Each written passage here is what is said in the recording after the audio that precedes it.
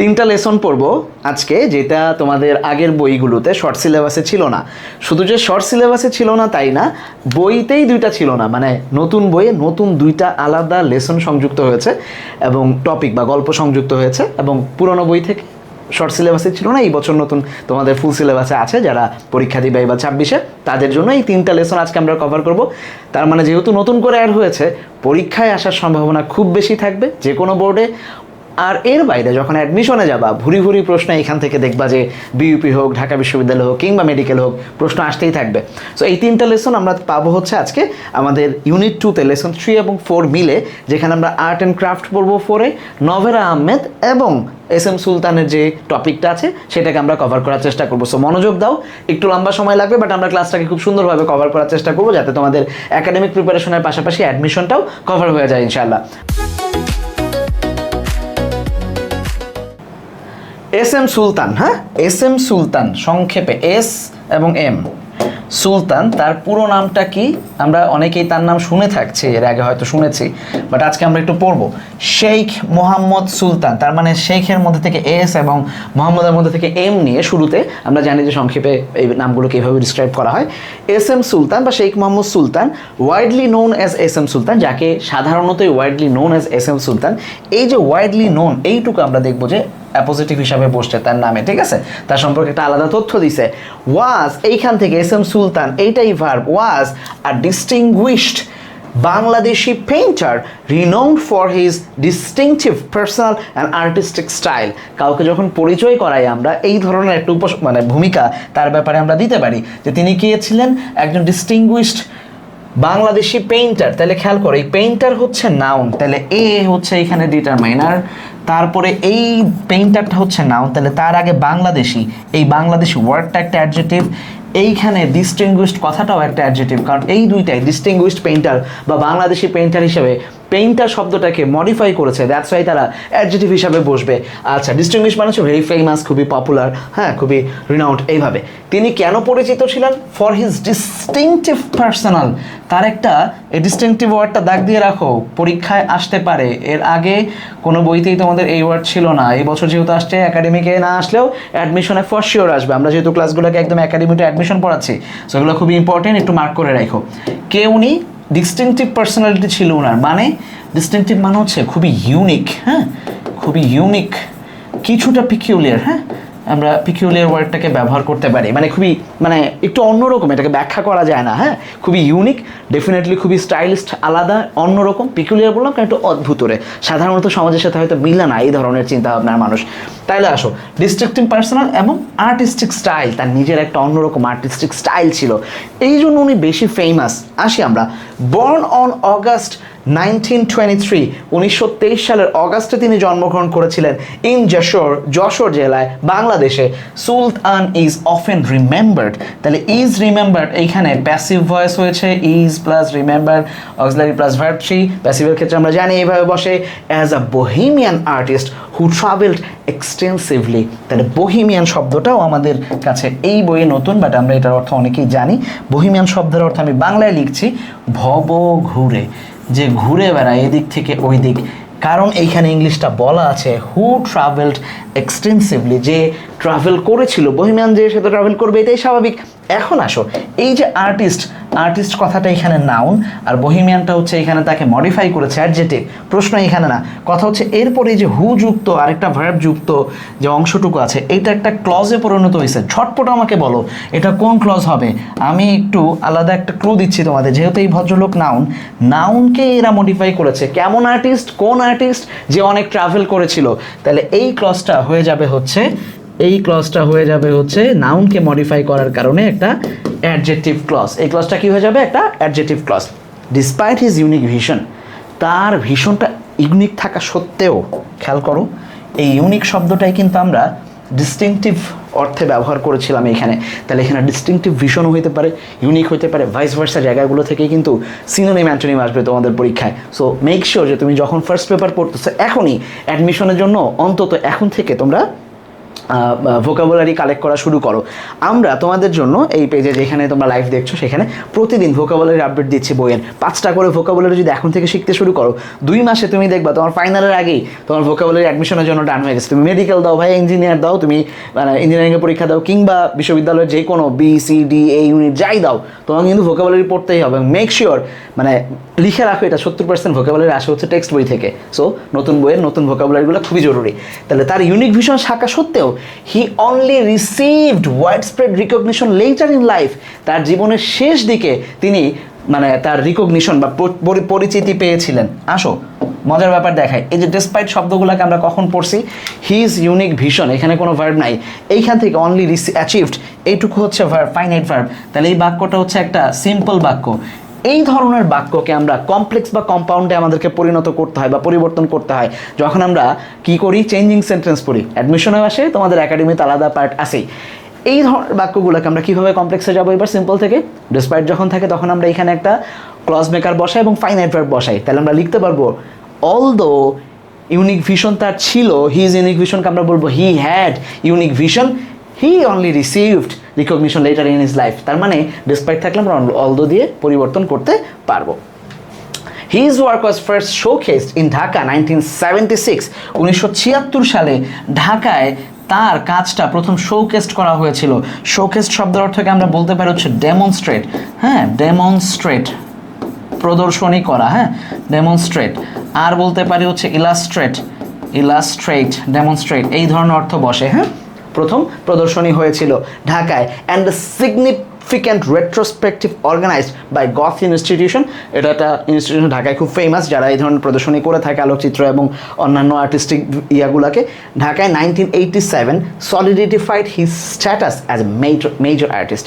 এই গথ ইনস্টিটিউশনে 1987 যখন একটা প্রদর্শনী হয়েছিল তখন গিয়ে আমরা দেখবো যে তার যে স্ট্যাটাসটা মেজর আর্টিস্ট হিসাবে এইটাকে সলিডিফাইড করে দিয়েছিল, একদম সলিড বেসমেন্ট দিয়েছিল, প্রতিষ্ঠিত হয়েছিল যে নো ডাউট যে এই বান্দা একখান জিনিস, মানে তার নিজের কাজের মধ্যে সে আসলেই একজন মাস্টারপিস কেউ কিছু, ঠিক আছে।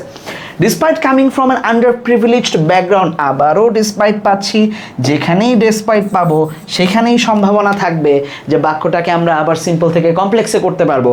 যেহেতু কামিং এখানে নন ফাইনাইট ভার্ব, তাহলে এখানে he came from an privileged village, although দিয়ে আমরা করতে পারবো although he came from a privileged village, Sultan made his mark in earth through the sheer passion and his ability to build enduring connections. এই বাক্যটা এত বড় বাক্য, 2 লাইনের একটা বাক্য, এখন কিন্তু সিম্পল হয়ে আছে। খেয়াল করো এই বাক্যটা হয়ে আছে সিম্পলে, কারণ কি এই একমাত্র মেড ভার্বটাই হচ্ছে ভার্ব 3, মানে এই যে মেড ভার্ব 2টাই হচ্ছে একমাত্র ফাইনাইট ভার্ব। যদি আমাকে ফাইনাইট ভার্বকে মানে এই সিম্পল বাক্যটাকে আমাকে কমপ্লেক্সে যাইতে হয়, তাহলে এই ডেসপাইটটাকে আমরা চেঞ্জ করবো although SM Sultan came from, এই কামিংটাকে এই ভার্বটাকে আমরা তখন নন ফাইনাইটটাকে আমরা ফাইনাইট করবো although he came from under privileged background. Under privilege শব্দের অর্থটা আমরা জানি যে যেইটাতে কাউকে প্রিভিলেজড করা হয় না। ব্যাকগ্রাউন্ড শব্দটা হচ্ছে এখানে নাউন হিসাবে বসছে, এই নাউনকে মডিফাই করতেছে হচ্ছে এই ভদ্রলোক, দ্যাটস ওয়াই তার পরিচয় হচ্ছে এখন সেখানে অ্যাডজেক্টিভ।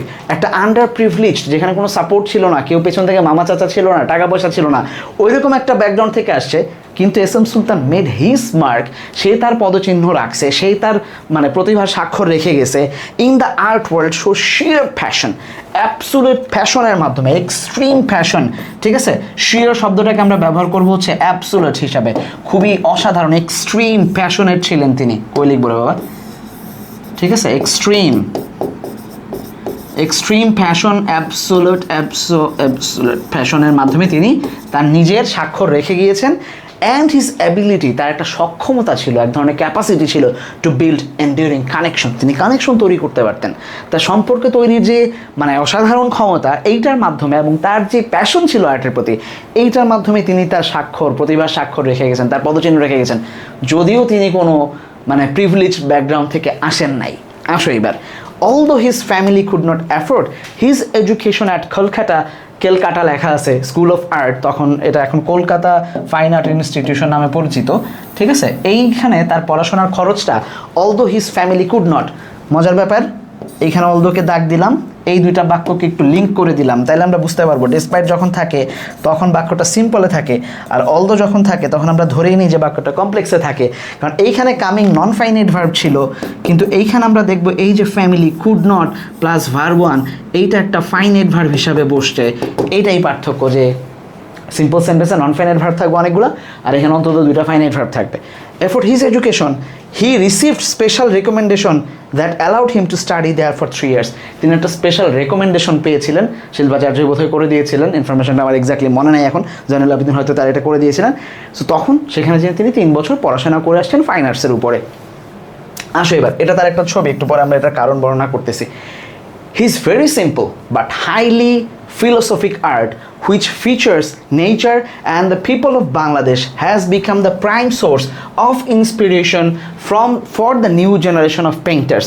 খুব সুন্দর একটা গ্রামারের ব্যবহার দেখো। আমি যদি এই যে লাল দাগ দেওয়া অংশটাকে বাদ দিয়ে দিই, হ্যাঁ ধরো আমি এটুকুকে রাখবো না বাক্যে, এই যতটুকু লাল দাগ দিলাম এতটুকুকে আমি রাখবো না, হ্যাঁ তাহলে দেখো এটা বাদে পড়ি আমরা আবার।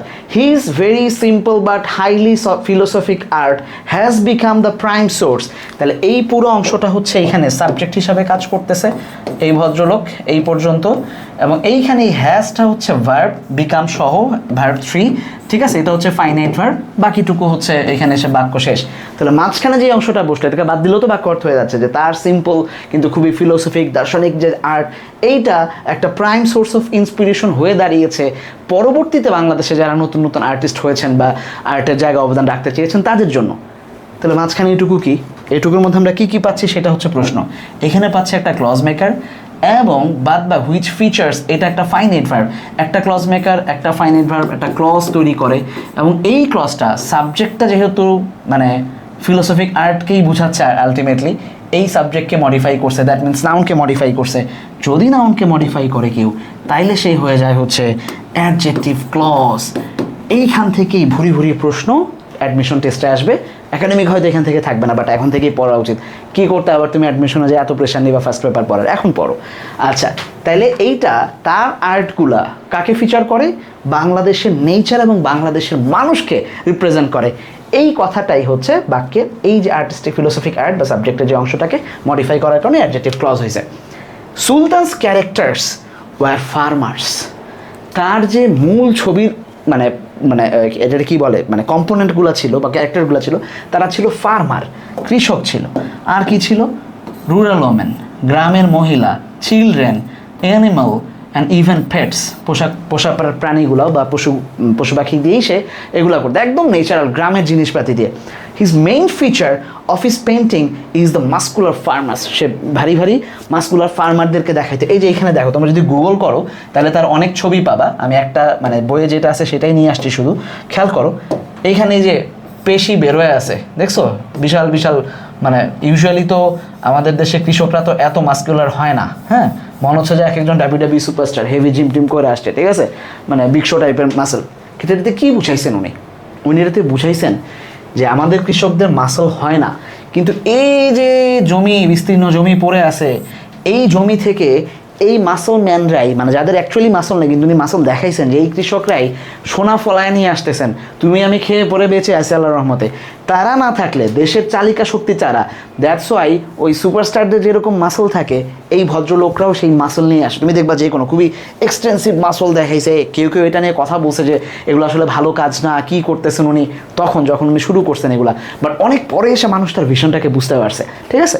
সো এই যে মাস্কুলার ফার্মার, যে খুবই মাসল মানে মানে কি বলে পেশিবহুল ফার্মারদেরকে উনি নিয়ে আসতেন, with extensive muscles and godly physical stature, মানে এরকম মানে খুবই মানে মানে ফিজিক্যালি তাদেরকে খুব স্ট্রং দেখানো, এই জিনিসগুলা which make his farmers larger than life, যেটা তাদের ফার্মারদেরকে জীবনের চেয়ে বড় করে রিপ্রেজেন্ট করেছিল। লার্জার দ্যান লাইফ বলতে এমন কিছু বোঝায় যেটা অ্যাকচুয়ালি মানে ফিজিক্যালি প্রেজেন্টেড না, লাইক ধরো তুমি অনেক ফেমাস, ঠিক আছে, তুমি মনে করতেছো লার্জার দ্যান লাইফ একটা সিচুয়েশন আছে, বাট অ্যাকচুয়ালি তোমার কেউ চেনে না, তোমার কমিউনিটিতে অনেকে তোমাকে চেনে বাট এর বাইরে না। সো কৃষকদেরকে তাদের যে অবস্থা তার চেয়ে বড় করে রিপ্রেজেন্ট করেছেন উনি, এইটাই হচ্ছে তার অবদান। Sultan took little care of his finished work. ওই যে প্রথমে তাকে বলা হয়েছিল যে উনি একটা ডিস্টিংটিভ পার্সোনাল, খুবই অদ্ভুত লোক, এত ভালো ভালো ছবি, he took little care of his finished work. মানে সে কেয়ার করতোই না, লিটল কেয়ার মানে করেই না আর কি। ওই এক জায়গায় একটা কিছু আঁকছে, ফালায় রেখা চলে গেছে, আরেকদিন ভবঘুরে ছিল, এই যে সে বহিমিয়ান ছিল, আজকে এক জায়গায় আঁকছে, একে আবার হাটে চলে গেছে আরেক জায়গায়, অন্যদিন আরেক বাসায় যে কিছু একটা আসছে, ফালায় ছুঁয়ে চলে গেছে। কুকুর পোষা কুকুর টুকুর বিড়াল টিড়াল ছিল, তারা এটার মধ্যে রং ঢেলে দিছে, মাস্টারপিস আর্ট, কিন্তু এগুলোর কোনো যত্ন নেন নাই। অ্যান্ড মেনি আর লস্ট, এতে কী হয়েছে, বেশিরভাগই হারায় গেছে। He was concerned about using materials that would preserve, he was তিনি খুবই আনকনসার্ট ছিলেন, যেগুলোকে একটু ম্যাটেরিয়াল ব্যবহার করি, মানে কালার ফেড না হয়ে যায় এমন কিছু ম্যাটেরিয়াল পাওয়া যায়, হ্যাঁ, লঞ্জিটিভিটি বাড়ায়। উনি ওইসবের দিকে তার কোনো খেয়াল নাই, বৃষ্টি বাদলে কালার ধুয়ে চলে গেছে। Sultan songs was never about legacy of artwork but of his ideas. এই একটা লাইন অ্যাডমিশনে হয়তো তোমাদের হিসাবে আসতে পারে, এক্সপ্লেনেশন হিসাবে আসতে পারে, খুবই অসাধারণ লাইন, যে তার এই কাজগুলা কখনোই লেগাসি ছিল না, বাট অ্যাবাউট আইডিয়াস। মানে উনি চান নাই যেগুলো থাকুক, হয়তো যে আমার মানুষ চিনবে, অনেকেই করবে, সেই করবো, ওরে বাপ কি আঁকাইছে, মানে শিল্পাচার্য লেভেলে উনি চলে যাবেন, এটা উনি চান নাই কখনো। উনি চাইছেন যে এই আইডিয়াগুলো আসুক, এইটাই এই লাইনের মাধ্যমে বোঝানোর চেষ্টা করা হয়েছে। Apart from being awarded prestigious award, অনেক অসাধারণ পুরস্কার পেয়েছেন, accolades and being featured on top institutions, সারা জীবনে এরকম ফেম পাইছেন। Sultan received wide press coverage and laudatory critical reviews in renowned newspaper like New York Times, Washington Post, the Telegraph, Times, Guardian. আমি জানি না এখান থেকে হয়তো ফ্লোচার্ট চলে আসতে পারে যে কোন কোন পত্রিকায় তাকে ফিচার করা হয়েছিল বা তার ব্যাপারে নিউজ করা হয়েছিল। তুমি ভাবো, একটা বাংলাদেশি লেখককে নিয়ে নিউ ইয়র্ক টাইমসের মতো, ওয়াশিংটন পোস্টের মতো বাইরের পত্রিকায়, টেলিগ্রাফের মতো পত্রিকায় তাকে ফিচার করা হচ্ছে, অসাধারণ ব্যাপার, ঠিক আছে।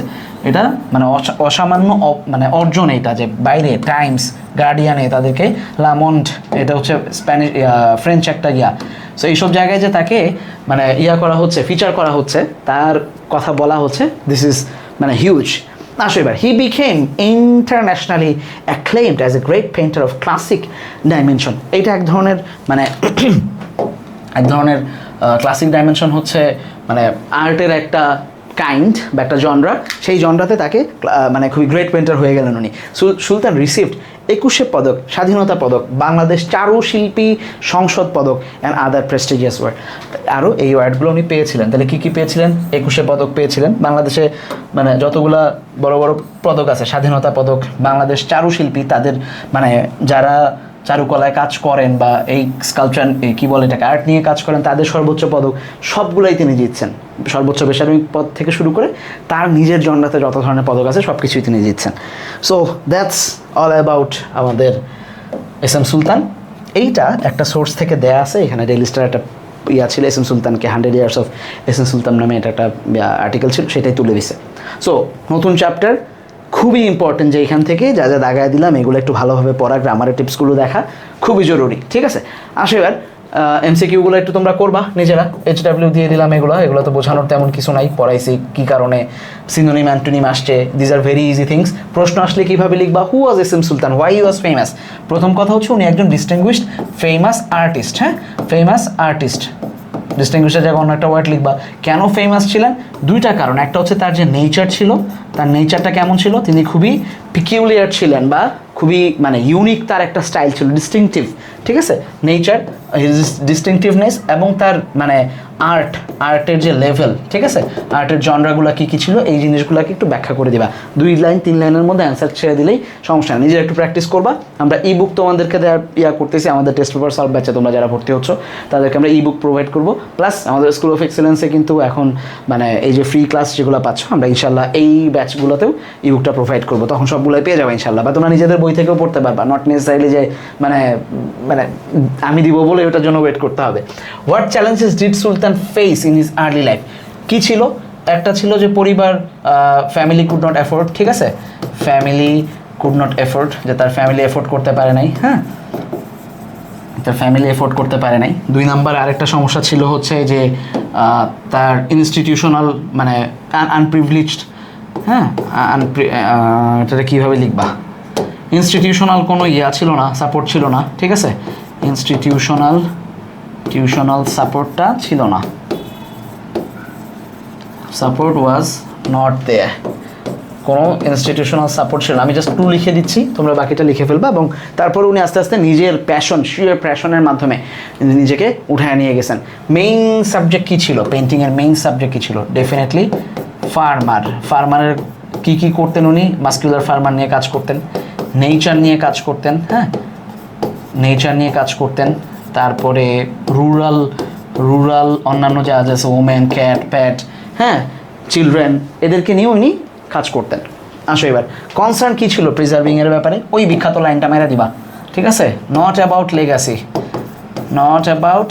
লেগাসি, তার কাজ লেগাসির জন্য ছিল না, বাট অ্যাবাউট আইডিয়াস, যে উনি চিন্তা করছেন যেটা আইডিয়া তৈরি করে যায় এমনিতেই সব কিছু ঠিক হয়ে যাবে, ঠিক আছে? So that's it. এটাকে সুন্দর করে সাজায় লিখবা, প্যারাফ্রেজিং করা শিখবা। ফ্লো চার্টে আসো। ডিস্টিংগুইশড বাংলাদেশি আর্টিস্ট, তার ক্যারেক্টারিস্টিক্স বর্ণনা করতে বলছে। Distinguished artist, famous for his renowned লিখতে পারবো আমরা, ঠিক আছে? রিনাউন্ড ফর অমুক।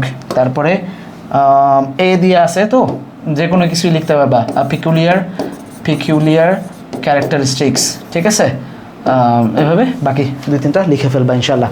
আর যদি সামারি আসে এখান থেকে, মানে যেহেতু প্রথমবার ওই নেভার নো যে কোন জায়গা থেকে প্রশ্ন আসবে, সামারি আসলে খুব ভালো করে যতটুকু আসবে ততটুকুকে প্যারাফ্রেজ করে দিবা। আবারও বলতেছি, যাদের প্যারাফ্রেজিংয়ের প্রবলেম আছে আমাদের পেজে ইউটিউবে 2 জায়গায় রিটার্নের প্যারাফ্রেজিংয়ের ক্লাস পেয়ে যাবা। এই ভিডিওর নিচে আমরা লিঙ্ক অ্যাড করে দিব, দেখে নিবা ইনশাল্লাহ, ঠিক আছে? আসো এইবার আসো নভেরা আহমেদ, একদম নতুন গল্প। মানে এইখান থেকে প্রশ্ন, মানে আমার বিশ্বাস যে এই বছর এখান থেকে কিছু একটা আসবে। হ্যাঁ, ইউজুয়ালি আমি বলি না, বাট এবার মনে হচ্ছে যে এখান থেকে আসবে। আসো, Novera Ahmed was the pioneer of modern sculpting in Bangladesh. বাংলাদেশের স্কাল্পচিং যেটা, মানে ভাস্কর্য তৈরির যে, মানে এই যে দেখো ভাস্কর্য মানে হচ্ছে যে ইট পাথর কাঠ অন্যান্য দিয়ে ভাস্কর্য তৈরি করে। মানে যে কোনো, তোমরা তো এখন বড় হয়েছো, ভাস্কর্য তো চেনোই, মানে ছোটো থেকেই চেনো। বাট ধরো যে শহীদ মিনার বানাইছে বা স্মৃতিসৌধ বানাইছে, বা এই যে বিভিন্ন চৌরাস্তাতে বা জেলার ইয়াগুলাতে যে ইটের বা পাথরের বা মানে রড সিমেন্ট দিয়ে যেগুলো বানায়, এইগুলো হচ্ছে ভাস্কর্য। একদম ছোটো থেকে বড় পর্যন্ত যায়, ঠিক আছে? এইগুলার বাংলাদেশের মানে মডার্ন স্কাল্পচিংয়ের উনি একজন পায়োনিয়ার, মানে পথ প্রদর্শক, ঠিক আছে? আচ্ছা, she is also one of the most under and misrepresented artists. এই রিপ্রেজেন্ট কথাটার সাথে আন্ডার রিপ্রেজেন্ট অ্যান্ড মিসরিপ্রেজেন্ট দুইটা ওয়ার্ডই বসবে, ঠিক আছে? যে ওনাকে খুবই মিসরিপ্রেজেন্ট করা হয়েছে, মানে উনি যখন কাজ করছেন তখন অনেকে ওনার কাজ বুঝেই নাই, এই জন্য মিসরিপ্রেজেন্ট করা হয়েছে। এবং কখনো আন্ডার রিপ্রেজেন্ট করা হয়েছে, যে ওনাকে উঠতে দেওয়া হয় নাই বা ওনার কাজকে ওইভাবে হাইলাইট করা হয় নাই। আচ্ছা, when describing his works as first Bangladeshi স্কাল্পটর Novera আহমেদের কাজ প্রথম বাংলাদেশে, দেখো তাকে ডিক্লেয়ার করা হচ্ছে দ্য ফার্স্ট মডার্ন বাংলাদেশি স্কাল্পটর হিসাবে নভেরা আহমেদ। উনি কিন্তু একজন মেয়ে, তোমরা কিন্তু ওনাকে মানে নভেরা এবং আহমেদ থাকাতে পুরুষ ভাই বোন আবার, উনি নভেরা আহমেদ, ঠিক আছে? এই যে এই ভদ্রমহিলাকে দেখতে পাচ্ছ, উনি নভেরা আহমেদ। তাকে বর্ণনা করার সময় when describing শিল্পাচার্য জয়নুল আবেদিন, আমাদের শিল্পাচার্য জয়নুল আবেদিন, উনি বলেছেন, উনি প্রোক্লেইমড মানে এটা বলেছেন যে what Novera is doing right now, যেটা এখন নভেরা করতেছে, হ্যাঁ, it will take us a long time, আমাদের অনেক সময় লাগবে to understand to understand she is that kind of artist, যে আমাদের আরও সময় লাগবে যে নভেরা অ্যাকচুয়ালি কী কাজ করতেছে এটা বুঝতে। তার মানে ওই লেভেলে, যুগের চেয়ে আগে থাকে না কিছু মানুষ, উনি ওই লেভেলে ছিলেন যে উনি ওনার যুগের অনেক আগে চলে আসছেন আর কি। হ্যাঁ, this aptly described his progressive thought in field of culture, যে উনি যে কতটা অ্যাডভান্সড ছিলেন। তাহলে থটস হচ্ছে এখানে নাউন, প্রোগ্রেসিভ এটাকে মডিফাই করছে, দ্যাটস এটা একটা অ্যাডজেক্টিভ। অর্থ কী হইতে পারে? Advanced thoughts in the field of sculpture. এই কালচার বা ভাস্কর্য বানানোর মানে ফিল্ডে উনি কতটা এক্সপার্ট ছিলেন এটাই প্রমাণ করে। নভেরা আহমেদ ওয়াজ বর্ন, তোমরা ওয়াজ বর্নের নিয়ম পড়ছো, তোমাদের এইচএসসিতেই পড়তে হচ্ছে এখনও, তাই না? স্পেশাল ক্লুজে was born in cultural inclined family, কালচারের সাথে যুক্ত মানে নিয়মিত প্র্যাকটিস হয় বা সে এমন একটা ফ্যামিলিতে চিটাগংয়ে তিনি বড় হয়েছেন। Where she was inspired by her mother mother's skill in making doll's house out of clay and become fascinated with working with three-dimensional forms. তার মাকে তিনি দেখতেন যে মা ডল হাউস বানাইতো মাটি দিয়ে, ক্লে দিয়ে। এইটা দেখে উনি আস্তে আস্তে থ্রি ডাইমেনশনাল ফর্মের আর্টের দিকে ঝুঁকলেন। থ্রি ডাইমেনশনাল মানে নর্মালি ধরো এই যে ধরো একটা আঁকলাম, হ্যাঁ, বাড়ি আঁকলাম, একটা সুন্দর বাড়ি হয়েছে, সুন্দর না হইলেও বলবা যে আসলে সুন্দর হয়েছে, ঠিক আছে। এই যে জানলা বাড়ি, ঠিক আছে, হচ্ছে ধরো মানে রড সিমেন্ট দিলাম। এই যে বাড়িটা এটা হচ্ছে একটা 2D, কারণ তুমি এবারের আগে আর পরে খাতাতে যা আঁকতেছে এগুলো সব 2D। বাট এই যে তুমি দেখছো, এই যে আমার হাতে ধরো এটা একটা স্কাল্পচার বা কিছু, এইটা হচ্ছে একটা 3D, কারণ তুমি এটা আগে পিছনে সামনে ডানে বামে সবই দেখতে পাচ্ছ, যদিও তুমি এখন দেখতে পাচ্ছ না, বাট আমি দেখতে পাচ্ছি। এইটা হচ্ছে একটা 3D, মানে যেটা আমরা সব কিছুই দেখতে পাই, এক চারপাশ দেখতে পাই। সো আর্টের দুই ধরনের ভিশন আছে, একটা হচ্ছে 2D ভিশন, যেটাতে আমরা এই যে মানে ছবি হিসাবে যেগুলো আঁকাই এগুলো হচ্ছে 2D, আর মানে যেগুলো ছবি ছাড়া, লাইক কি বলে এটাকে, কই গেলাম, যেগুলো হচ্ছে ছবির বাইরে ভাস্কর্য অথবা মানে মাটি কাঠ বাঁশ দিয়ে যা দিয়ে বানাক, পাথর দিয়ে, ওইগুলো হচ্ছে 3D ভার্সন। তো ওইগুলো তো উনি ইন্সপায়ার্ড হলেন, যেহেতু তার মা পুতুলের ঘর বানাইতেন মাটি দিয়ে। As Novera Ahmed was educated in London and Florence. Florence হচ্ছে কোথায় ভাইয়া? ইটালিতে, হ্যাঁ। ফ্লোরেন্স হচ্ছে, লন্ডন হচ্ছে ইউকেতে, ফ্লোরেন্স হচ্ছে ইটালিতে। ইটালি একটা শহরের নাম হচ্ছে ফ্লোরেন্স, ব্রিটেনের একটা শহর মানে গ্রেট ব্রিটেনের একটা শহরের নাম হচ্ছে London. Her sculptural vocabulary was based on a combination of Western idea and folk tradition. ভালো করে বুঝো, তার স্কাল্পচারাল ভোকাবুলারি, এটা মনে হইতেছে না যে মানে শব্দার্থ বলতেছে, না। ভোকাবুলারি মানে হচ্ছে তার ভাস্কর্যর যে ভাষা বা চিন্তা। এখানে ভোকাবুলারিকে তোমরা আইডিয়া হিসাবে ধরো, ঠিক আছে। এখানে ভোকাবুলারি কী অর্থে ব্যবহৃত হচ্ছে? এই ভোকাবুলারি কথাটা ব্যবহৃত হচ্ছে আইডিয়া হিসেবে। হিজ আইডিয়া, হার আইডিয়া সরি, অথবা থটস, হার কালচারাল থটস অথবা আইডিয়াস, এই অর্থে ব্যবহৃত হচ্ছে। ওয়াজ based on combination of western idea and folk tradition. তার মা যে ডল হাউস বানাইতো, সেই ডল হাউসের সেগুলো তো গ্রামের মানুষজনের ট্রেডিশন এবং এই ওয়েস্টার্ন আইডিয়া, যেহেতু সে লন্ডনেও পড়ে আসছে, ফ্লোরেন্সে পড়ে আসছে এবং বাংলাদেশে চিটাগংয়েও সে ছিল, তার মায়ের কাছ থেকে সেগুলো পুতুলের ঘর বানানো দেখছে। এই দুইটার মিক্সিং হয়েছে, তার ওয়েস্টার্ন আইডিয়া এবং মানে আমাদের যে নর্মাল ইয়াগুলো সেটা মিক্সড হয়েছে। Many of our artifacts were based on village lives and folk motifs. Motif মানে হচ্ছে প্যাটার্ন, ফোক হচ্ছে এখানে তাইলে কি হিসাবে বসছে, গত ক্লাসেও পড়ছি, ফোক নিজে নাউন হলো এখানে অ্যাডজেক্টিভ হিসাবে বসছে। আর মোটিভ শব্দের অর্থ হচ্ছে প্যাটার্ন, একটু পরে আবার পাবো, হ্যাঁ। প্যাটার্নস, মোটিভ মানে হচ্ছে প্যাটার্নস, কোনো ডিজাইন বা pattern. Of which she was কিন অবজারভার। তিনি দেখতেন মানে রুরাল বা ফোক ইয়াগুলাকে, গ্রামের যে কী বলে এগুলাকে, যে বিভিন্ন অবজেক্ট, এগুলো আপনি খুব ভালো করে দেখতেন, হ্যাঁ, কিন অবজারভার ছিলেন। She also Incorporated Buddhist themes in her work. তিনি ইনকর্পোরেট করেছেন। What is the meaning of incorporate? Incorporate মানে হচ্ছে ইনক্লুড করা, কোনো জিনিসকে মানে ক্রিয়েট করে ইনক্লুড করা। ইনক্লুড অর্থে এখানে বসো, ইনক্লুডেড, যে তিনি সমৃদ্ধ করেছেন বা সম্পৃক্ত করেছেন Buddhist theme in her work, তার নিজের কাজে। এই যে ধরো এই যে এরকম একটা বুদ্ধা, লাফিং বুদ্ধা বা এগুলো বানাইছেন উনি, ঠিক আছে, এগুলাকে অ্যাড করছেন। কেন বুদ্ধা আসলো একটু হিস্ট্রিক্যালি বুঝো। তোমরা দেখবে যে বৌদ্ধদের পেগোডা থাকে অনেক, মানে বৌদ্ধদের পেগোডাতে অনেক স্কাল্পচার থাকে, তাদের ভিক্ষুদের তারা এখানে খোদাই করে বানায়, বা তাদের সাথে এটা যায় যে বড় বড় মানে মঙ্ক দেখবা তাদের যে এখানে মনেস্ট্রিগুলোতে তারা ইয়া করতেছে। সো ওইখানে প্রচুর স্কাল্পচিং হয়।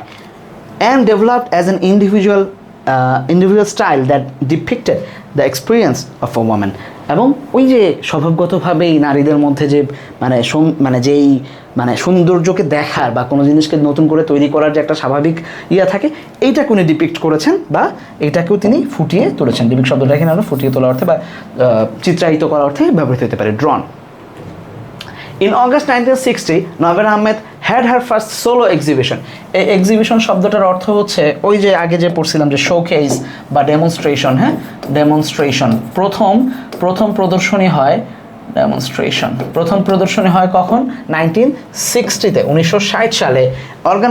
Organised on the ground floor of cultural central public library, যেটা এখন ঢাকা ইউনিভার্সিটি লাইব্রেরি। তোমাদের যদি কারো ঢাকা ইউনিভার্সিটি যাওয়ার অভিজ্ঞতা থাকে, ওই যে ঢাকা ইউনিভার্সিটি সেন্ট্রাল লাইব্রেরি যেটা, ওইটা আগে ছিল পাবলিক সেন্ট্রাল লাইব্রেরি, যেটা এখন শাহবাগে স্থানান্তরিত হয়েছে public library. It was the first ever solo sculpture exhibition by any sculpture in Bangladesh. 1960 যেহেতু, তখন এটা ছিল হচ্ছে ইস্ট পাকিস্তান। ইস্ট পাকিস্তানের 1960-এ, তো এখন বাংলাদেশে প্রথম সোলো এক্সিবিস্ট এনি ওয়ান। বাংলাদেশে তার আগে কেউ স্কাল্পচারে এক্সিবিশন দেয় নাই। এস এম সুলতানের কিন্তু তখন কী হিসাবে যাচ্ছে 76-এর দিকে, তখনও দেখতেছি আমরা যে উনি আর্ট নিয়ে কাজ করতেছেন, 2D ভার্সন, বাট উনি 3D নিয়ে কাজ করতেছেন novella. It was inaugurated by General Azam Khan, Khan of Pakistan Army, who was also inspired by her work that gave her grant of টাকা 10,000। মনে হইতেছে না মাত্র 10,000 টাকা, মনে হয় খুব কম কিছু ভাই, 1 কোটি টাকার বেশি দিয়েছে তখনকার হিসাবে, ঠিক আছে। 1960 সালে 10,000 টাকা মানে এখনকার 1 কোটি টাকারও বেশি গ্র্যান্ট দেয়া, ঠিক আছে। এখন 1 কোটি টাকা কাউরে দেয় না, মানে সর্বোচ্চ 20-25 লাখ টাকা দেয়, ঠিক আছে না। আচ্ছা, তাহলে জেনারেল আজম খান আসছিলেন পাকিস্তান আর্মির, যে এটাকে উদ্বোধন করছেন, ইনাগুরেট করছেন, এবং উনি সেখানে তাকে কিছু সম্মাননা দেওয়া হয়েছিল যে আরও যেন কাজ করে। She used cement, wood, plaster, stone for material of her sculpture. তিনি কী কী ব্যবহার করতেন? তিনি সিমেন্ট ব্যবহার করতেন, তারপরে হচ্ছে উড ব্যবহার করতেন, মানে কাঠ ব্যবহার করতেন, আর কি ব্যবহার করতেন ভাইয়া? প্লাস্টার মানে তো বুঝছোই যে হোয়াইট সিমেন্ট টাইপের, যেগুলা হাত পা ভেঙে গেলে যেগুলো দিয়ে শক্ত করে বেঁধে দেয়, হ্যাঁ, বেঁধে দেওয়ার কাপড়টা না, যেই ম্যাটেরিয়ালটা দিয়ে বেঁধে দেয় আর কি, এবং স্টোন, পাথরকে তিনি ব্যবহার করতেন। আচ্ছা, in early 1960 upon Pakistan art council invitation she move to west Pakistan and produced many works there. তিনি 1960-এর দিকে লেটারে পাকিস্তান মুভ করেছিলেন, মানে ইস্ট পাকিস্তানে মুভ করেছেন, তখন আমরা ওয়েস্ট পাকিস্তানে চলে গেছেন, সরি, মানে পশ্চিম পাকিস্তান যেটা, তো সেইখানে উনি পরবর্তীতে অনেক কাজ করেছেন। In 1962 she travel to Bombay to learn Bharatanatyam. তিনি ভারতনাট্যম শেখার জন্য বোম্বে ট্রাভেল করছে। এখানে অনেক ঘটনা বলা আছে যেগুলো আসলে খুব একটা ইম্পর্টেন্ট তোমাদের পরীক্ষার জন্য হবে না, বাট আমি পড়ে যাচ্ছি, কোনো গ্রামার থাকলে দেখাই দিব। And year later move to Paris where she remain the rest of her life. এবং তার 1 বছর পর, অর্থাৎ 1963-তে তিনি মুভ টু প্যারিস। কোথায় চলে গেছেন? ফ্রান্সের প্যারিসে চলে গেছেন, যেখানে তিনি remain for rest of her life, বাকিটা জীবন সেখানে ছিলেন। She lived in Thailand from 1968 to, মানে 2 বছর উনি থাইল্যান্ডে ছিলেন। And her second solo exhibition in ব্যাংককের এলিয়াস ফ্রস। আমি জানি না তোমরা এটার নামের সাথে পরিচিত কিনা, ধানমন্ডিতে এলিয়াস ফ্রস আছে। এলিয়াস ফ্রস হচ্ছে ফ্রান্সের কালচারাল সেন্টার, যেটা, হ্যাঁ, বিভিন্ন দেশের কালচারাল সেন্টার থাকে, ইন্ডিয়ান কালচারাল সেন্টার আছে, এলিয়াস ফ্রস হচ্ছে ফ্রান্সের কালচারাল সেন্টার আছে, ইরানিয়ান কালচারাল সেন্টার আছে বাংলাদেশে, এই ধরনের বিভিন্ন কালচারাল সেন্টার। ব্যাংককে, থাইল্যান্ডে যেহেতু ছিলেন উনি, তো ব্যাংককে যে কালচারাল সেন্টার ছিল, সেইখানে তার সেকেন্ড সোলো এক্সিবিশন হয়েছিল 1970-তে। প্রথমটা কবে হয়েছিল ভাইয়া? এই যে ফার্স্ট একটা হয়েছিল 1960-তে, ঠিক আছে। At that time she was using, মজার ব্যাপার হচ্ছে, at that time she was using remains from plane crashes of America airplanes in Vietnam War. Vietnam ওয়ারে আমেরিকার যেসব প্লেন ক্র্যাশ করে গেছিলো, ওগুলো যে ধ্বংসাবশেষ ছিল, ওইগুলাকে এই ভদ্রমহিলা ইউজ করে বিভিন্ন স্কাল্পচার বানাইছেন। কী পরিমাণ মেধাবী, চিন্তা করো। আচ্ছা, then Novera Ahmed was one of the original designer of Shaheed Minar. আমাদের মানে ইম্পর্টেন্ট ইনফরমেশন যেটা তোমাদের জিকেতেও আসতে পারে, সেটা হচ্ছে উনি one of the original designers of বাংলাদেশের শহীদ মিনার, যেটা উনি কার সাথে কোলাবোরেট করেছেন? হামিদুর রহমানের নাম তোমরা শুনছো, যে উনি এটাকে মানে মূল ডিজাইনার, বাট মূল নকশার সাথে উনিও এটাকে, যেহেতু উনি স্কাল্পচিং নিয়ে কাজ করতেছেন, কীভাবে খাম্বা কোন দিকে যাবে, কতটুকু হবে, পিলারের সাইজ কেমন হবে, বাঁকা থাকবে কতটুকু, বা কী হইতে পারে, এই আইডিয়াগুলো উনিও কন্ট্রিবিউট করেছেন। শি ওয়াজ অ্যাওয়ার্ডেড দ্য 21শে পদক ইন 1997 ইন অ্যাবস্টেনশিয়া। দাগ দিয়ে রাখো ভাই, অ্যাবস্টেনশিয়া শব্দের অর্থ কী? অনুপস্থিতিতে। তিনি উপস্থিত ছিলেন না, তার অনুপস্থিতিতেই তাকে এই পুরস্কার প্রদান করা হয়েছিল, ঠিক আছে। And an exhibition was arranged from her works left behind in Dhaka April May 1988। 1998 সালে যেই সব জিনিস লেফট বিহাইন্ড, মানে যেহেতু চলে গেছেন বোম্বেতে 60-তে, আর কখনো ফিরেন নাই, এবং প্যারিস চলে গেছেন, মানে নেওয়ার প্রয়োজন বোধ করেন নাই, যেসব কাজ উনি রেখে গেছেন তার বাসায় কিংবা অন্যান্য কোনো জায়গায়, সেগুলাকে, কারণ 98 মানে হচ্ছে প্রায় 30-40 বছর পরের ঘটনা। এই 40 বছরে স্কাল্পচিং অনেক আগাইছে, অনেকেই আসছে, কাজ করতেছে, এবং বাংলাদেশের স্কাল্পচিং একটা বড় ইন্ডাস্ট্রিও তৈরি হয়েছে। তখন মনে হয়েছে, আরে এগুলো তো নভেরা করতো আগে, এইটাই শিল্পাচার্য বলছিল যে what novel is doing now will take us a long time to understand what kind of artist she is, যে সে যে কী ধরনের আর্টিস্ট এটা বুঝতে আমাদের অনেক সময় লাগবে। এইটাই যে 1998 যে তার লেফট বিহাইন্ড কিছু কাজকে প্রদর্শনী করা হচ্ছে, মানে বোঝা যাচ্ছে ভাই সে কী ছিল তার সময়, ঠিক আছে। সো এই হচ্ছে সেকেন্ডটা এমসিকিউ অ্যাজ ইউজুয়াল তোমরা পড়বা, এমসিকিউ পড়ানোর কিছু নাই, এটা এইচডাব্লিউ থাকলো। যাও প্রশ্নগুলো কীভাবে সাজাবা, হুয়াস নভের আহমেদ ডেফিনেটলি বলবা যে ফার্স্ট স্কাল্পচার, ঠিক আছে, স্কাল্পচার হিসেবে তিনি ছিলেন প্রথম স্কাল্পচার, ঠিক আছে। দেন যাও হচ্ছে আর একটু বলবা ওনার লাইফস্টাইল বলতে পারো যে কেন উনি খুবই ইউনিক, কারণ হচ্ছে যে উনি শিল্পাচার্যের কোটটান এখানে করতে পারো ইচ্ছা যদি পরে প্রশ্ন না আসে। আর এখানে যেহেতু প্রশ্ন আসে জয়নুল আবেদিন কী বলছেন একদম হুবহু কোট আনকোট করে বসায় দিবা, ঠিক আছে। এটাতে তোমার মানে করার দরকার নেই, প্যারাফ্রেজ করার দরকার নেই, এখানে তুমি ফ্রি। আসো এবার, who inspired Novera to her sculpturing, কে ইন্সপায়ার করেছে নভেরাকে? ডেফিনেটলি হার মম। হুতে হার মম প্রথম কথা, ঠিক আছে, হার মাদার। এর বাইরে এর বাইরে হোয়াট নিয়েও কথা বলবা, যেহেতু অপশন আছে ভাই। হোয়াট নিয়ে কথা বলবো হচ্ছে নেচার, ফোক, আমাদের ফোক কি বলা যায় এটাকে, ফোক আর্ট, ঠিক আছে, এবং ওয়েস্টার্ন আইডিয়াস, এই জিনিসগুলোকে অ্যাড করে দিবা। নভেলার বেসিক আইডিয়া কী ছিল পারবা এটা, ঠিক আছে, এটা একদম হুবহু প্যাসেজ থেকে তুলে দিবা, এগুলাকে বেশি ধরাধরি করো না, ছোট ছোট করে অ্যান্সার করে দিবা। Can you evaluate? Please try, নিজেরা করো, ট্রাই ইউরসেলফ। হ্যাঁ, আসো ফ্লো চার্টে যাবো। মেড অফ ক্লে, আর্টগুলো কী ছিল? মেড অফ ক্লে, ভার্ব 3 দিয়ে শুরু হয়েছে, সো প্রত্যেকটা পরে ভার্ব 3 দিয়ে আগাবা, ঠিক আছে। আসো আর এখানে প্যারাফ্রেজ করবা, এই তো। এইবার আসো, গেল, এটা প্যারাফ্রেজ করলেই হয়ে যাবে। এবার আসো লেসন 4। হ্যাঁ, লেসন 4টা হচ্ছে এই বছর আসার মতো ইম্পর্টেন্ট, কারণ হচ্ছে লেসন 4-এ অ্যাকচুয়ালি আমরা দেখবো যে একটা মানে একটা যে কোনো লেসনকে প্যাসেজ হিসাবে নেওয়ার জন্য যে গুণাবলীগুলো দরকার লেসন 4-এ সবগুলোই আছে, মানে একটা পারফেক্ট প্যাসেজ ম্যাটেরিয়াল এটা। হ্যাঁ, আসো এবার যে কি বলছে, while art is considered intuitive and visionary, craft is seen to be practical application of certain skills for producing objects of everyday use that are often beautiful to look at, such as pottery, metal, woodwork, can, bamboo items, jewelry, musical instrument like ektara, dhol, flute or textile items. অনেক বড়, 1 2 3 4টা, 1টা 2টা 3টা 4টা line, সমস্যা নাই। আসো ছোট ছোট করে আমরা আগাবো। প্রথম কথা কি বলছে, হোয়াইল যুক্ত হয়েছে, স্বাভাবিকভাবে আমরা বুঝতে পারবো যে এটা কমপ্লেক্স সেন্টেন্সের একটা কানেক্টর হিসেবে যুক্ত হয়েছে বা ক্লজ মেকার হিসেবে যুক্ত হয়েছে। এরপর আমরা দেখব ইজ কনসিডার্ড, একটা ফাইনাইট ভার্ব আছে, তাহলে while art is considered intuitive and visionary, যেখানে আর্টকে ইনটিউটিভ এবং ভিশনারি কল্পনা করা হয় বা ধরা হয়। ইনটিউটিভ মানে হচ্ছে ইনস্টিংটিভ, হ্যাঁ, যেই জিনিস ইনস্টিংক্টভাবেই মানুষ ইনস্টিংটিভ চাইছি যে মানুষ যেটাকে মানে ধরো এমন কোনো জিনিস যেটা মানুষ কল্পনা করতে পারে, হ্যাঁ, কল্পনা প্রসূত যে কোনো জিনিস, এবং ভিশনারি হয় যে মানুষ এটাকে চিন্তা ভাবনার মধ্য দিয়ে আনে। আর আমি একটা জিনিস ভাবলাম, আমি আমার মতো কল্পনা করলাম, দেখবা যে এখন কিছু কিছু ইউটিউবে বা ফেসবুকে দেখবা যে রিলসের মধ্যে আসে যে এরকম করে একটা দাগ দিছে লেখক, ঠিক আছে, হুদাই ধুমকারটা দাগ দিছে, এইটাই হয়ে গেল আর্ট। হইতে পারে এটা তার কল্পনার মধ্যে সে একটা কিছু প্রকাশ করতেছে। তো আর্টকে যেভাবে ইনটিউটিভ অথবা ভিশনারি কল্পনা করা হয়, ক্রাফটকে অন্যদিকে আমরা দেখব ইজ সিন। তাহলে এইখানে ইজ কনসিডার একটা ফাইনাইট ভার্ব, ইজ সিন একটা ফাইনাইট ভার্ব, মাঝখানে আছে বা শুরুতে আমরা দেখতে পাচ্ছি একটা ক্লজ মেকার আছে, তাহলে বাক্য কমপ্লেক্সের দিকে আগাচ্ছে। এইখানে ক্রাফটকে কি হিসাবে ধরা হয়, বলা হচ্ছে craft is a practical application of certain skill for producing everyday objects of everyday। তাহলে এটা হচ্ছে সংজ্ঞা। ক্রাফট কি?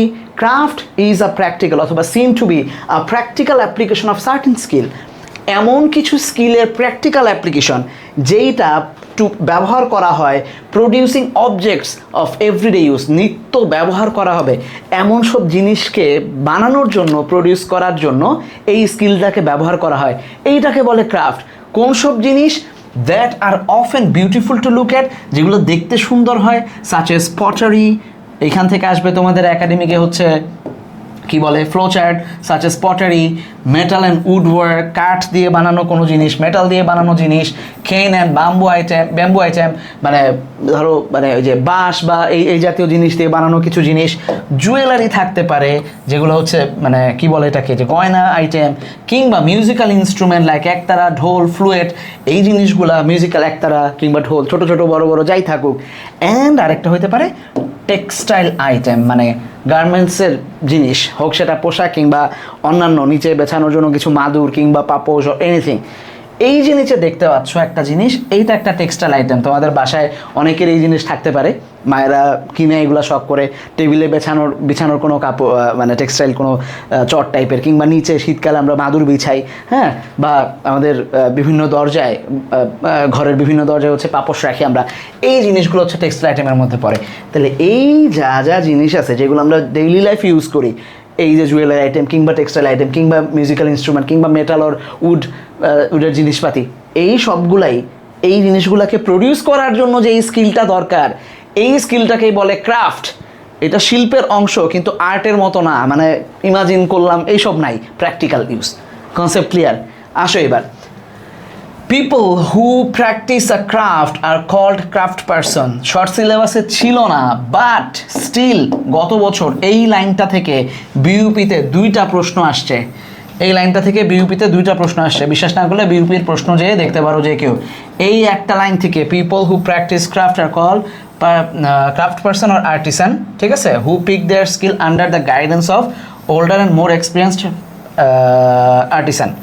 তাহলে ক্রাফট যারা করে তাদেরকে কি বলা হয়? 2টা জিনিস বলা হয়েছে এখানে। একটা হচ্ছে ক্রাফট পারসন, এই একটা নামে তাদের ডাকা হয়, অথবা আর্টিসান নামে ডাকা হয়। হ্যাঁ, তাদেরকে বলা হয় আর্টিসান অথবা ক্রাফট পারসন। বাংলাদেশে একটা লোকাল ব্র্যান্ড আছে টেক্সটাইলের, সেটা হচ্ছে আর্টিসান।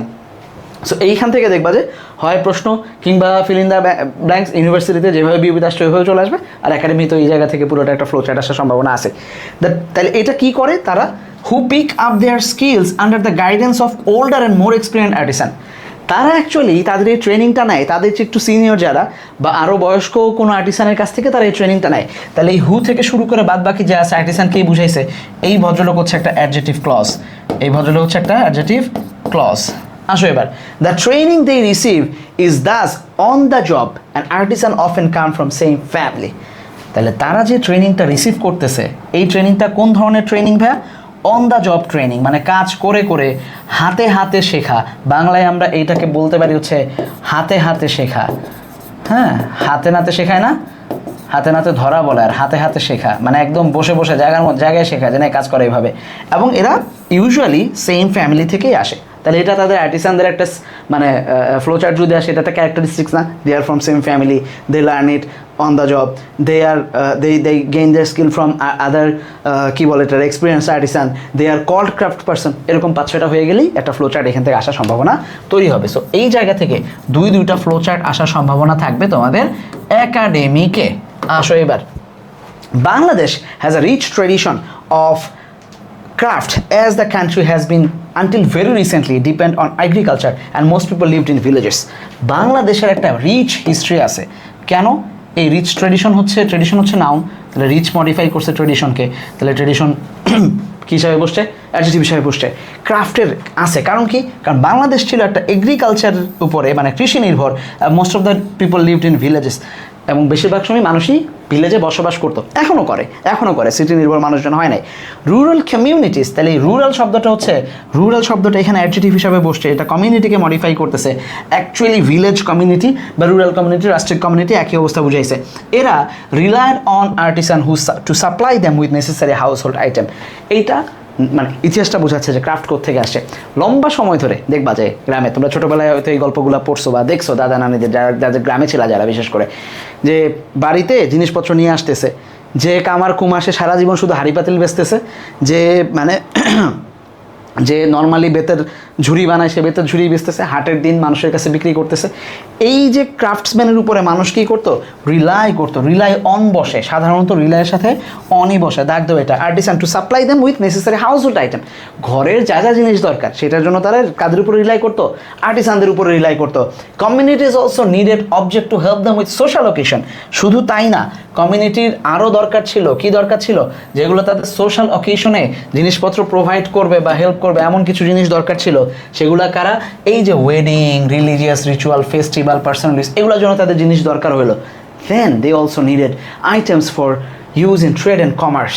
তখন আস্তে আস্তে crafts work starts range from winnowing baskets to clay lamp, from hand held fans to metal coins. এইভাবে ডাইভার্সিফাই হলো। কী কী জিনিস অন্তর্ভুক্ত হলো আমরা দেখলাম যে এখন আর উইনোয়িং মানে হচ্ছে বোনা, হ্যাঁ, বাস্কেট বোনা, ওই যে ঝুড়ি বোনে একটার পর একটা, একটার পর একটা, একটার পর একটা ইয়া দিয়ে ঝুড়ি বোনে, যেটা এখন আরএফএল আসার পরে প্লাস্টিকের হয়ে গেছে। মানে আমার নিজের কাছে একটা আছে, এই যে সামনে এখানে আরএফএল একটা প্লাস্টিকের ঝুড়ির মতো রাখা, যেখানে আমি জিনিসপত্র টুকটাক রাখি। এটা আগের বাস্কেট যেরকম বাঁশের মানে চালা একটার মধ্যে আরেকটা ঢুকে এরকম করে বন্ড করতে এইভাবে বানাইছে। সেইখান থেকে ক্লে অয়েল ল্যাম্প মানে মাটির দোয়াত, তারপর আমরা দেখবো হ্যান্ড হেল্ড ফ্যান, হাত পাখা, এটাকে কি বলে? হাত পাখা, হ্যান্ড হেল্ড, হাতে রাখা হয় যে পাখা, টু মেটাল কয়েন, এবং সেখান থেকে মেটাল মানে কয়েন, মেয়েরা গয়না হিসাবে পরে, কানের দুল, এগুলো হাবি যাবি চুরি টুরি বানায়। As artisans worked with their hands to produce domestic and decorative objects, they came to known to be handicrafts. এই ওয়ার্ডটার সাথে তোমরা পরিচিত। এই ক্রাফটগুলোকে বলা হয়, যে ক্রাফট তো ক্রাফটের জায়গায় থাকলো, যেহেতু হাত দিয়ে বানায় এই জন্য এগুলো হয়ে গেল হাতের জিনিস, মানে এইভাবে ডাকা হলো যে হাতের শখের জিনিস। ঠিক আছে, শাহবাগে আমরা এগুলো, ঢাকা ইউনিভার্সিটি যারা যাবা ভবিষ্যতে দেখবা যে ওই কোনায় মানে এগুলোই পাওয়া যায়, আমরা ওইখান থেকে সবসময় কেনার জন্য হিরিক পরে এগুলো। An artwork bear the signature of its creator. এই যে যারা আর্ট নিয়ে কাজ করে, এইখানে যিনি আর্ট করতেছেন তার নিজের একটা সিগনেচার থাকে, যিনি ক্রিয়েট করেন মানে ওরা একটা সিগনেচার রাখে। ঠিক আছে, একটা স্টাইল, যে যে বানাইছে তার একটা সিগনেচার থাকে। হ্যাঁ, বা আমরা যেসব দেখবা কন্টেন্ট দেয়, এই যে দেখো আমি তো এটার আর্টিস্ট, হ্যাঁ, আমি কি করছি এখানে যে ইংলিশ উইথ বাকি স্কুল অফ এক্সিলেন্স সিগনেচার মাইরা দিছি, যাতে কেউ নিতে না পারে আমার সিগনেচার, যে আমি কে, এই দুটো হচ্ছে আমার পরিচয়, যে আমি ইংলিশ উইথ বাকি এবং স্কুল অফ এক্সিলেন্স এই কাজটা করতেছে। কি এবং এই জন্য the value of painting, graphic art and sculpture depend on the stature of the artist. এই জন্য আর্টিস্টকে কোন প্রতিষ্ঠানের ক্লাস তুমি দেখতেছো ম্যাটার করে তোমার কাছে। এই জন্য তুমি বেছে বেছে পেইন্টিং, গ্রাফিক আর্ট বা স্কাল্পচার বা এই যে কন্টেন্ট আমি এটা দিয়ে রিলেট করলাম, যেগুলো ম্যাটার করে যে কে বানাচ্ছে, আর্টিস্টকে। No such thing happens in case of craft work. কিন্তু ক্রাফট ওয়ার্কের বেলায় এটা নাই।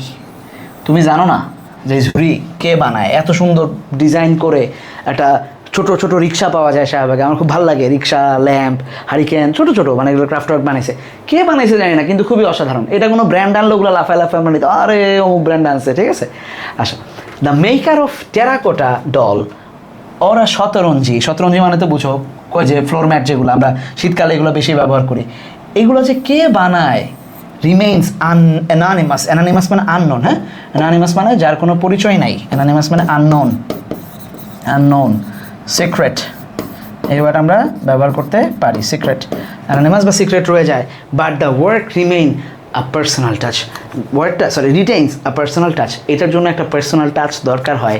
কেউ একজনের সুতাটা বাঁধে, কাপড়ের ব্যাগ বানায়, দড়ি দিয়ে জিনিস বানায়, এই সবগুলোতেই হাতের ছোঁয়াটা থাকে, কিন্তু পরিচয় আমরা পাই না।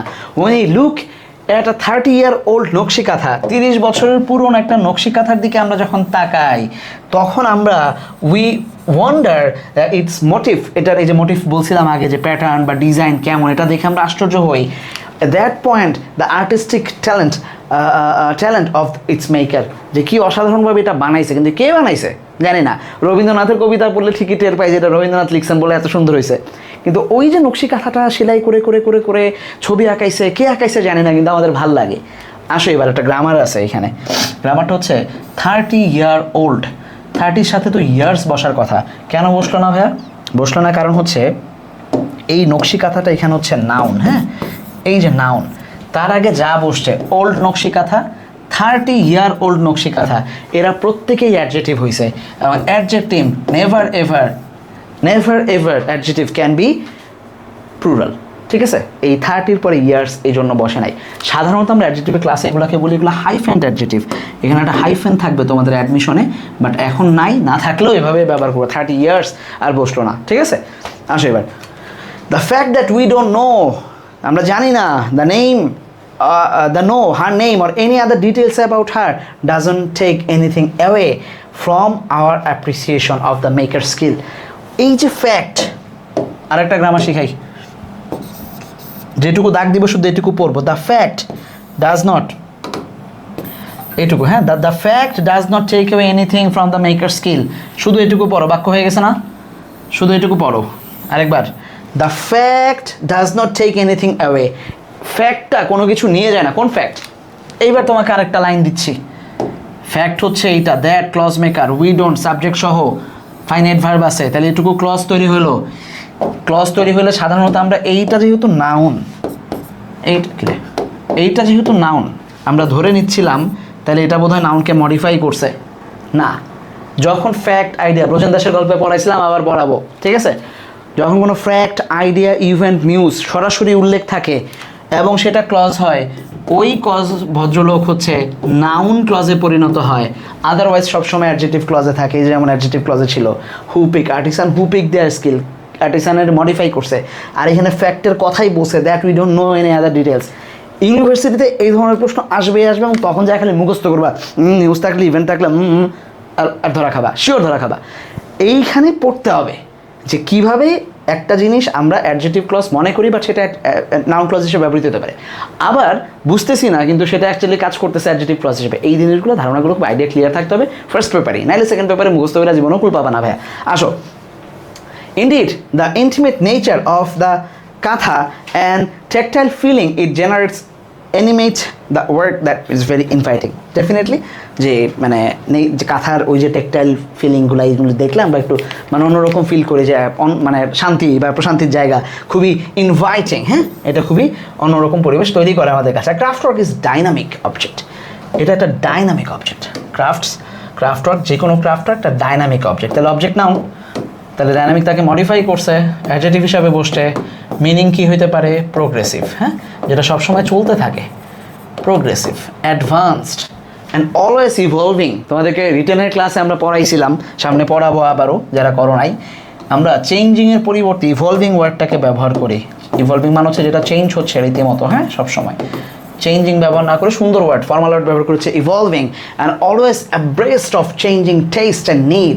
সবসময় চেঞ্জটা হয় মানুষের টেস্ট এবং নিডের অনুযায়ী। তোমরা দেখবা যে তোমরা যদি তোমাদের বাবাদের ছবি দেখো, আমি ধরে নিচ্ছি তোমাদের বাবারা আমাদের চেয়ে অনেক বড়, কারণ মানে মানে আমাদের বড় না হলে তো তোমাদের সাথে আমাদের বয়সের পার্থক্য অলমোস্ট ডাবল। সো দেখবা যে তোমাদের বাবারা মানে প্যান্ট নিচে পরতেন একটু ঢোলা, শার্টও পরতেন হাফ হাতা ঢোলা। এই স্টাইল আমাদের সময় আবার ছিল না। ছেলেবেলা জিন্স পরতে খুবই টাইট, শার্ট টার্ট পরতে খুবই স্কিনি। এখন আবার মানে তোমরা ছোটোবেলায় দেখছো যেগুলো হচ্ছে, তোমরা হঠাৎ করে দেখতেছো যে কে স্ট্যান্ডার্ড যখন ফিরে আসছে, তখন আবার নিচে ঢোলা প্যান্ট, উপরে হাফ হাতা শার্ট, ঢোলা ঢোলা এগুলো ফিরতেছে। সো এগুলো কিন্তু চেঞ্জ হয় যে কোনো ফ্যাশনে। ক্রাফটের ক্ষেত্রেও সেটার একই রকম থাকে, যে মানুষের টেস্ট যখন চেঞ্জ হয় তখন আস্তে আস্তে, আগে কাঠের জিনিস মানুষ মাটির জিনিস ব্যবহার করতো না, মানুষজন হঠাৎ বড় লোক হলো, মেলামাইন কিনলো, কাঁচ কিনলো, যে মাটির জিনিস ব্যবহার করে গরিবরা। এখন আবার মাটির জিনিস ফিরতেছে শৌখিনভাবে, দাম বিশাল, আরও ফাটায় বলতেছে দাম ধরে, 20 টাকা করে জিনিস 500 টাকা করে মানুষ কিনতেছে এখন। সো এটা টেক্সট এবং নিড অনুযায়ী চেঞ্জ হয়। চেঞ্জ ইজ লাইফস্টাইল, মানুষের লাইফস্টাইলে যে চেঞ্জ আসে, অ্যান্ড ম্যাটেরিয়াল কন্ডিশন, এটা পুরোটা সাবজেক্ট হিসাবে কাজ করতেছে। হ্যাভ এখানে ভার্ব, এইটার একটা ইম্প্যাক্ট রয়ে গেছে on craft work and that production. কী প্রোডাকশনে যাবে মানুষ, কী প্রডিউস করবে, এটা অন্যদের বা যারা ব্যবহার করবে কাস্টমাররা, তাদের লাইফস্টাইল এবং ম্যাটেরিয়াল কন্ডিশনের উপরে নির্ভর করে। বাট সার্টিন ফর্ম, কিন্তু এই যে ধরো প্লাস্টিক চলে আসছে এখন, কিন্তু প্লাস্টিকের মধ্যে আমি তোমাদের বাসায় আছে দেখবা মোড়া আগে বেতের মোড়া যেইভাবে বানাইতো, প্লাস্টিকের মোড়া একই ডিজাইনে, কিন্তু এটা একবারে হয়েছে বেতের মোড়া অনেকগুলো বেত ইউজ করতে হইতো। তো ওই যে ফর্মগুলা বা মোটিভগুলা, স্টাইলগুলা বা অ্যাস্থেটিক পারফরমেন্স প্রেফারেন্সগুলা চেঞ্জ লিটল ওভার টাইম। সারা জীবনেও খুব একটা চেঞ্জ হয় না, লিটল মানে হয়ই না, change little over the time এটা খুব একটা চেঞ্জ হয় না। নান্দনিক যে চাহিদাটা এটা চেঞ্জ হয় না। সাজেস্টিং, এই পুরাটা সাজেস্ট করে that craft work can function as a stable signifier of a community values and preference over the time. সময়ের অভিধানে আমরা দেখব যে এটা একটা স্টেবল সিগনিফায়ার হিসাবে কাজ করে, যেটা থেমে থাকে, এটার কোনো চেঞ্জ খুব একটা হয় না, এটা একটা সিগনেচার হিসাবে থেকে যায়, যে এটা আমাদের মানে নিজস্ব কিছু একটা। So that's it. বাদ বাকি এমসিকিউ তোমাদের হাতে থাকবে, HW করবা, প্রশ্নগুলোও করবা, আশা করি মানে এগুলো বুঝছো অলরেডি। আর্ট অ্যান্ড ক্রাফটের মধ্যে কি আর্ট হচ্ছে ইনটিউটিভ, সাধারণভাবে এটা ইনটিউটিভ, ঠিক আছে, ইনটিউটিভ। কিন্তু এখানে আমরা দেখব ক্রাফট কী ভাইয়া, ক্রাফট হচ্ছে প্র্যাকটিক্যাল, কোন ধরনের জিনিস বানায়, ডেইলি ইউজের জিনিস বানায়, ঠিক আছে। প্র্যাকটিক্যাল জিনিসপত্র বানায়। এই ডিফাইন করবা কিভাবে বলে দেওয়া আছে প্রথম লাইনটাই, প্যাসেজ থেকে ডিরেক্ট নিয়ে নিবা। আমি জাস্ট ক্লু দেখায় দিচ্ছি, নিজেরা খুঁজে বের করবা। হ্যাঁ, হ্যান্ডিক্রাফটস কীভাবে বানানো হয়, কীভাবে হ্যান্ডিক্রাফটস হয়, প্রথমে ক্রাফটস হয় তারপরে হ্যান্ডি হয়, কারণ হাতে বানানো হয়, দ্যাটস ওয়াই তাদেরকে আমরা হ্যান্ডিক্রাফটস বলি। হ্যাঁ, এই জিনিসগুলাই ইলাস্ট্রেট করব, রিলেশন কীভাবে। আচ্ছা, রুরাল লাইফ ডেফিনেটলি এটা পারবা, কারণ রুরাল লাইফের সাথেই তো মানুষের সাথে কানেকশন। হ্যাঁ, কীভাবে ক্রাফট তৈরি হয় রুরাল লাইফের মাধ্যমে, এই রিলেশনশিপটা আমরা খুঁজে বের করতে পারবো। ওকে, ইয়া থেকে নেচার অফ ক্রাফট পারবা এটা। এনিওয়ে, ফ্লো চার্টে যাও, প্র্যাকটিক্যাল অ্যাপ্লিকেশন নাউন দিয়ে শুরু হয়েছে, ঠিক আছে, সরি অ্যাডজেক্টিভ দিয়ে শুরু হয়েছে, প্র্যাকটিক্যাল অ্যাপ্লিকেশন। সো এইভাবে আগাবা, পারবা ইনশাল্লাহ। আর প্যাসেজ অ্যাজ অলওয়েজ প্যারাফ্রেজ, ঠিক আছে। সো সো সো এই ক্লাসের উপরে তো আবার তোমাদের একটা ইয়া হবে, আলটিমেটলি রিভিশন ক্লাসও পাবা। এনিওয়ে, সো এই ছিল আজকের ক্লাস। আশা করি যে তিনটা যে প্যাসেজ পড়ছি আমরা, এই তিনটা প্যাসেজ থেকে তোমাদের যথেষ্ট পরিমাণে ধারণা ক্লিয়ার হয়েছে, এবং যদি পরীক্ষায় আসে যে কোনো প্রশ্ন অ্যান্সার করতে পারো। পাশাপাশি মূল লক্ষ্য আমাদের যেটা, যে অ্যাডমিশনের পাশাপাশি তোমাদেরকে, সরি একাডেমিকের পাশাপাশি অ্যাডমিশনেও তোমাদেরকে রেডি করে দেয়, সেই জায়গাটা আমি করতে পারছি ইনশাল্লাহ। সো ভালো করে পড়াশোনা করো, পরের ক্লাসে দেখা হবে। তার আগ পর্যন্ত ভালো থাকো, সুস্থ থাকো, পড়াশোনার মধ্যে থাকো। আসসালামু আলাইকুম।